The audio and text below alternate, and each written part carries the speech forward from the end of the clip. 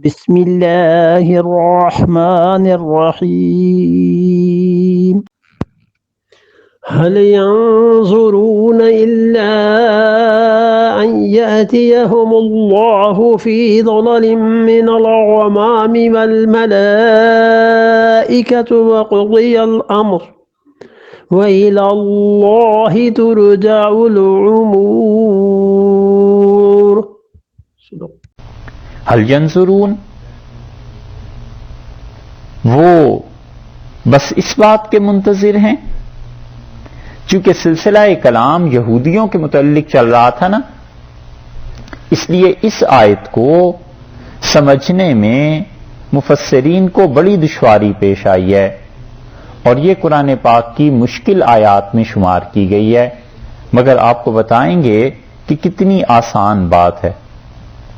ترجمہ اس کا دیکھیے، هل ينظرون، وہ بس اس بات کے منتظر ہیں یہودی، الا ان یاتیہم اللہ فی ظلل من الغمام، کہ اللہ تعالی ان کے پاس آ جائے بادلوں کے سائے میں، والملائکہ، اور اللہ کے فرشتے آئیں، وقضی الامر، اور کام تمام کر دیا جائے، قیامت آ جائے اور تباہ کر دیے جائیں، وإلی اللہ ترجع الامور، اور لوگوں کام تو اللہ ہی کی طرف لوٹائے جاتے ہیں۔ جو دشواری پیش آئی ہے، پہلے تو اس کا ترجمہ کر لیتے ہیں، پھر دشواری کے ذکر کرتے ہیں۔ هل ينظرون، یہ حل جو ہے بنیادی طور پہ عربی میں سوال کے لیے استعمال ہوتا ہے۔ حل کیا، تو کیا کا لفظ جو ہے یہ سوال کے لیے استعمال ہوتا ہے نا۔ یہاں دیکھیں، آپ کسی نے سوال سے ترجمہ کیا ہے اس کا؟ کسی نے انگلش میں ترجمہ کیا ہے سوال کے لفظ سے؟ کیا ترجمہ کیا؟ ول دے ویٹ، ہاں، کیا وہ اس بات کے منتظر ہیں؟ اور یہ ترجمہ حل کا سوالیہ کرنا یہ زیادہ مناسب نہیں ہے۔ وجہ اس کی یہ ہے کہ عربی زبان کے مطابق حل کے ساتھ جب الا آ جاتا ہے نا، تو اس کا مطلب یہ ہو جاتا ہے قطعی طور پر اس میں استفہام کا، پوچھنے کا، سوال کا، دریافت کرنے کا مفہوم نہیں رہتا، بلکہ اس کا مفہوم قطعی ہو جاتا ہے، یقینی ہو جاتا ہے، حتمی ہو جاتا ہے، آخری بات ہو جاتی ہے۔ هل ينظرون، بس وہ اسی بات کے منتظر ہیں، بس وہ یہی چاہتے ہیں، بس اب یہ رہ گئی ہے باقی بات۔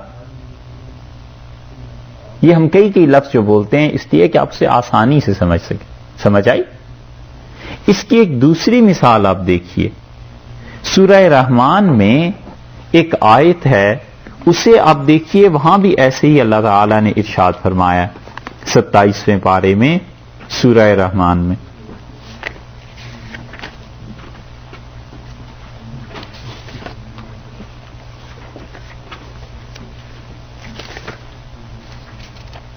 ستائیسواں پارہ سورہ رحمان، 55 نمبر ہے سورت کا، اور آیت نمبر 60، آیت نمبر 60۔ هل جزاء الاحسان الا الاحسان، آ گئے نا وہی لفظ دونوں، حل بھی آ گیا اور الا بھی آ گیا۔ تو اب اگر بالکل پیورلی اس کا گرامر سے ترجمہ کریں گے تو پھر تو یہ کر لیں گے کہ کیا حل، کیا جزاء الاحسان احسان کا بدلہ ہے، الا سوائے اس کے مگر یہ کہ الاحسان احسان ہی ہے۔ تو یہ تو پیورلی ایک لفظ کا ترجمہ ہو گیا کہ احسان کا بدلہ کیا ہے سوائے اس کے کہ بس احسان ہے۔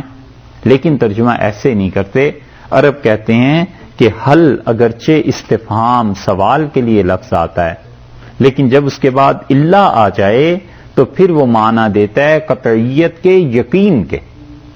حل جزاء الاحسان الا الاحسان، تو پھر ترجمہ یہ بن گیا کہ احسان کا بدلہ بس احسان ہی ہے، احسان کا بدلہ صرف احسان ہی ہے۔ یہ ترجمہ بن گیا. اسی طرح جب آپ اس کا ترجمہ کریں گے تو پھر یہاں ہو جائے گا کہ حل ینظرون، کیا یہودی اس بات کے منتظر ہیں، الا ان یاتیہم اللہ، کیا پھر نہیں آئے گا کہ بلکہ آ جائے گا حل ینظرون الا ان یاتیہم اللہ، بس وہ اس بات کا انتظار کر رہے ہیں کہ اللہ آ جائے. فی ظلل من الغمام، بادلوں کے سائے میں، والملائکہ، اور فرشتے آ جائیں، وقضی الامر، اور کام تمام کر دیا جائے، یہ بساط لپیٹ دی جائے، بس اس بات کے منتظر ہیں. ایک تو بات یہ ہوئی. دوسری بات یہ ہے جس پہ مفسرین نے اس آیت کے متعلق لکھا ہے، اور کئی ایک مفسرین اس طرف گئے ہیں، وہ کہتے ہیں کہ یہ قرآن پاک کی متشابہ آیات میں سے ہے. متشابہ آیات قرآن کی وہ ہیں جن کے متعلق بہت مختصر سا پہلے بھی عرض کیا تھا کہ جن کا مفہوم، جن کے معانی کوئی نہیں جان سکتا، بس اللہ نے جو کچھ اس میں کہہ دیا ہے ہمارا ایمان ان چیزوں پہ ہے. سورہ آل عمران کے بالکل آغاز میں اللہ تعالی نے قرآن پاک کی آیتوں کی دو قسمیں بنائیں. اللہ نے کہا ہے قرآن کا ایک حصہ تو ایسا ہے جسے تم بالکل آسانی سے سمجھ سکتے ہو، محکم ہے، پکی باتیں ہیں، مضبوط باتیں، اور ایک حصہ میری کتاب کا ایسا ہے جسے کوئی نہیں سمجھ سکتا. اور جب علم والوں سے بات کی جاتی ہے تو وہ کہتے ہیں اس کی حقیقت اللہ جانتا ہے، اور وہ جو جس کی حقیقت اللہ جانتا ہے ان کو کہتے ہیں متشابہ آیات، یعنی ایسی آیات جن کا صحیح مفہوم انسان کی عقل نہیں سمجھ سکتی. مثلا یہ کہ یہ دیکھ لیجئے کہ کیا لوگ اس بات کے منتظر ہیں کہ اللہ بادلوں کے سائے میں آئے، بس اس بات کا انتظار ہے. یہ اللہ کا بادلوں کے سائے میں آنا کیا معنی؟ کیونکہ خدا کے لیے تو کوئی سپیس نہیں ہے، کوئی ٹائم نہیں ہے. اللہ کی ذات، اسی نے ٹائم اور سپیس کو پیدا کیا ہے، وہ خود تو اس سے بلند و بالا ہے. اسی طرح اللہ تعالی نے فرمایا ہے کہ ہم نے حضرت نوح علیہ الصلوۃ والسلام کی کشتی جو تھی وہ چل رہی تھی، اور ہماری آنکھوں کے سامنے اللہ کی آنکھیں کیسی ہیں، اللہ کا چہرہ کیسا ہے. اللہ تعالی نے فرمایا قیامت کا دن ایسا ہوگا کہ ہم اپنی پنڈلی کھول دیں گے. پنڈلی سمجھتے ہیں؟ ٹخنے سے اوپر اور گھٹنے سے نیچے کا جو حصہ ہے یہ پنڈلی کہلاتا ہے نا. اللہ نے کہا قیامت کے دن ہم یہ کھول دیں گے. کیا مطلب ہے اس کا؟ سب اس پر یہی لکھے ہوئے ملیں گے کہ وہ کہتے ہیں یہ وہ چیز ہے جو اس وقت ہی کھلے گی، اس سے پہلے ہماری عقل کی رسائی نہیں ہے کہ عقل ان چیزوں کا احاطہ کر سکے. یہ ہیں متشابہ آیات. اس آیت کو مفسرین کہتے ہیں کہ یہ بھی متشابہ آیات میں سے ہے، کیونکہ اللہ نے کہا ہے کہ اللہ تعالی بادلوں کے سائے میں آئے، بس اب یہی کسر باقی رہ گئی نا. لیکن یہ سب لکھتے ہیں تقریباً، لیکن امام رازی رحمت اللہ علیہ نے کمال کیا ہے. ایک اس شخص کا کمال ہے. امام رازی رحمت اللہ علیہ کو خیال ہے، اللہ معاف کرے، اصل میں جو فن ہے نا تفسیر کا، اس کی تو کوئی اتنی خاص ہوا نہیں لگی. وہ تھے بنیادی طور پہ فلسفی، اور ان کا میدان فلسفہ تھا، ان کا میدان ٹائم کی بحث تھی، ان کا میدان سپیس پہ بات کرنا تھی، ان کا میدان ستاروں کی باتیں تھیں، ان کا میدان بہت آگے عقلیات ساری کی ساری کہ عقلاً فلاں چیز کیا ہے یہ تھا. تو تفسیر جو انہوں نے لکھی ہے انہوں نے اس میں بھی عقلیات سے بڑا کام لیا ہے ہر جگہ. حتیٰ کہ شیخ الاسلام ابن تیمیہ رحمۃ اللہ علیہ نے جب پڑھا اس تفسیر کو تو وہ کہتے تھے کہ رازی کی تفسیر کبیر میں کل شعین، ہر علم تمہیں ملے گا الا تفسیر، بس قرآن کی تفسیر نہیں ملے گی، باقی سب کچھ ہے. وہ کہتے تھے اس تفسیر میں تفسیر نہیں، باقی سب کچھ ہے. خیر، ان کا قول شیخ کا چاہے مبالغے پہ مبنی ہو مگر بعض چیزیں ہیں. اور رازی اسی ذہانت کی وجہ سے بعض اوقات ایسی عجیب باتیں لکھتے ہیں کہ حیرت ہوتی ہے. راضی کہتے ہیں یہ آیت منسوخ نہیں، یہ آیت متشابہات میں سے نہیں، اور وہ کہتے ہیں کہ دیکھو اللہ نے حقیقتاً یہ آیت نازل کی ہے یہودیوں کے اپنے عقیدے کے مطابق، اس میں تو اسلام کا ذکر نہیں. اللہ تعالیٰ نے فرمایا هل ينظرون، کیا یہودی بس اب یہ چاہتے ہیں الا ان یاتیہم اللہ فی ظلل من الغمام، کہ اللہ ان کے پاس بادلوں کے سائے میں آ جائے، بادلوں کے سائے آ جائے اور اللہ اس میں آ جائے، بس یہودی اب یہی چاہتے ہیں.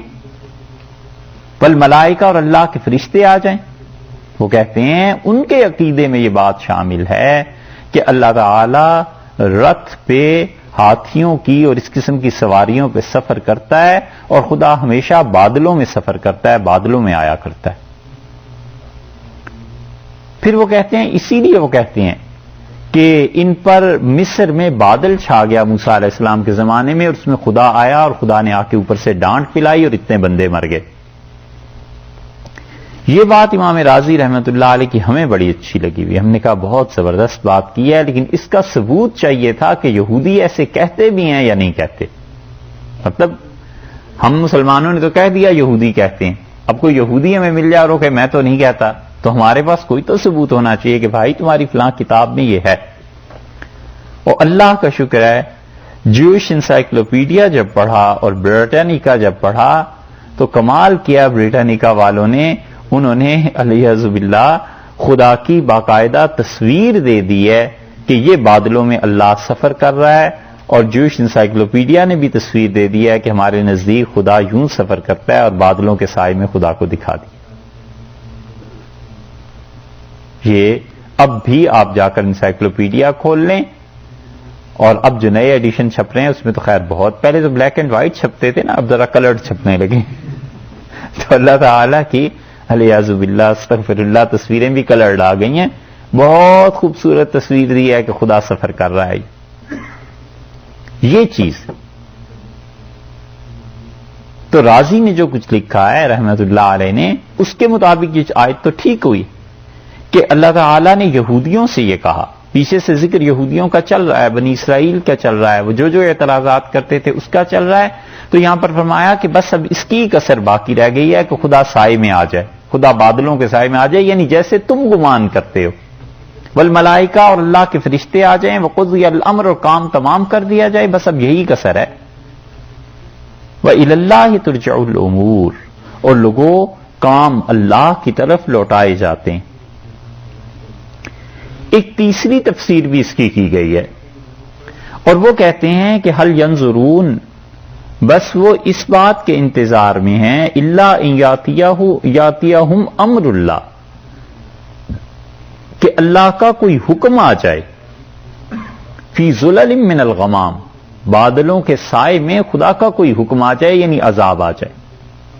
تو وہ اللہ سے پہلے یہاں کہتے ہیں کہ عذاب کا لفظ جو نہیں ہے، تو یہ بہت مرتبہ ہوتا ہے کہ کلام میں اجمال پایا جاتا ہے، پھر اس کی تشریح ہوتی ہے. تو مطلب یہ ہوا کہ اللہ تعالیٰ کا عذاب آ جائے، بادلوں کے ذریعے آگ برسنے لگے اوپر سے، اور فرشتے خدا کے آ جائیں اور کام سمیٹ دیا جائے، یہ بساط لپیٹ دی جائے، بس اب یہی کسر ہے باقی.